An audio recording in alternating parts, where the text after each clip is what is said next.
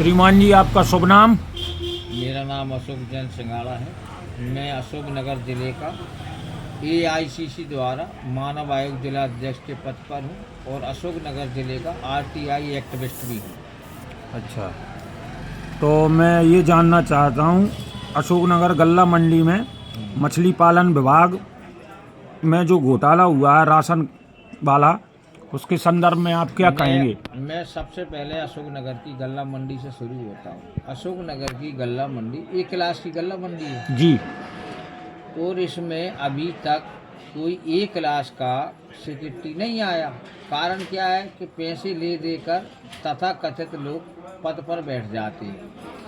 अब आप ये देखिए कि सबसे बड़ा भ्रष्टाचार कहाँ से शुरू होता है कि जैसे मान लीजिए हर विभाग में विकलांगों के लिए एक कोटा होता है जी हरिजन आदिवासियों के लिए भी कोटा होता है। बिल्कुल। तो सारे कोटा मंडी कमेटी के अधिकारी सेक्रेटरी लोगों ने मिलके व्यापारियों से और पूरे कोटा को फर्जी तरीके से बेच दिया।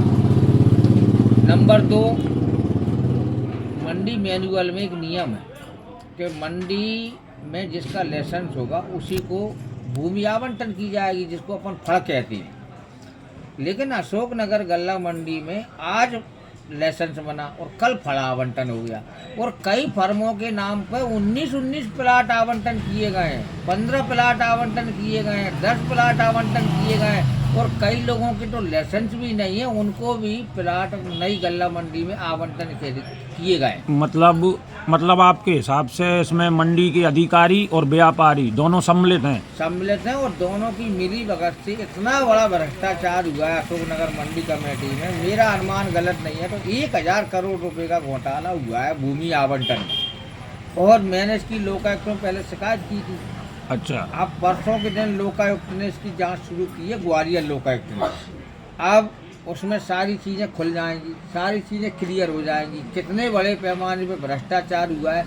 एक फार्म के लिए आप 19, 18, 15, 14, 12 आप फड़ आवंटन कैसे कर सकते हो? नियम में नहीं है और कई लोगों के पास तो लाइसेंस भी नहीं है, इसके बावजूद भी उन लोगों को फड़ आवंटन किए। तो मतलब आपने इसमें RTI के तहत कार्रवाई पहले लगाई थी मैंने जी, तो उसका मुझे जवाब नहीं मिला था। अब मैं दोबारा से मैंने RTI भी लगाई है और मैंने लोकायुक्त में शिकायत की है और लोकायुक्त ने परसों के दिन शुरुआत कर दी है। मतलब जांच जारी है इसकी। 14 तारीख को लोकायुक्त ने हम लोगों को ग्वालियर अपने कथन हेतु बुलाया, हम बयान देंगे उसमें और पूरी बिट्टेज जांच कराएंगे और इसकी एक रिट हाई कोर्ट में लगी है। अच्छा। हाई कोर्ट भी 2-4 दिन में सारे जितने भी प्लाट नियम विरुद्ध हुए हैं सबको शून्य घोषित करेगा। नंबर 2, मछली पालन विभाग में भी इतना बड़ा भ्रष्टाचार है।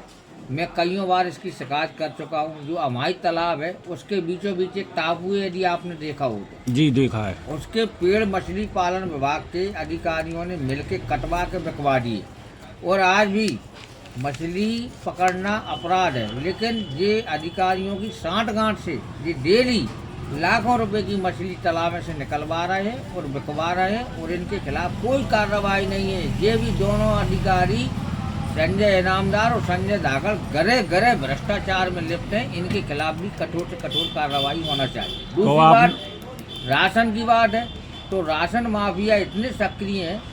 अभी फूड विभाग ने झूठ साँच की 1-2 FIR करके तथा कथित लोगों को बचाने का प्रयास किया है। जबकि मैंने अभय वर्मा कलेक्टर साहब से जब राजकुमार जैन का चावल पकड़वाया था मैंने खुद लिखित शिकायत की थी, जिस पर आज तक फूड इंस्पेक्टर या किसी ने मुझे नहीं बुलाया, न मेरे कथन लिए गए। मैं तो इन सारी चीज़ों की मांग सिंधिया साहब से करूंगा कि सिंधिया साहब, आप कहते थे चुनाव के दौरान कि मैं किसी को नहीं बख्शूंगा, तो आपसे निवेदन है कि अशोक नगर का भ्रष्टाचार समाप्त हो और अशोक नगर के भ्रष्टाचार में जो लिप्त अधिकारी हैं और जो अन्य लोग हैं उन सबके खिलाफ कठोर से कठोर कार्रवाई हो। अच्छा, ठीक है, धन्यवाद।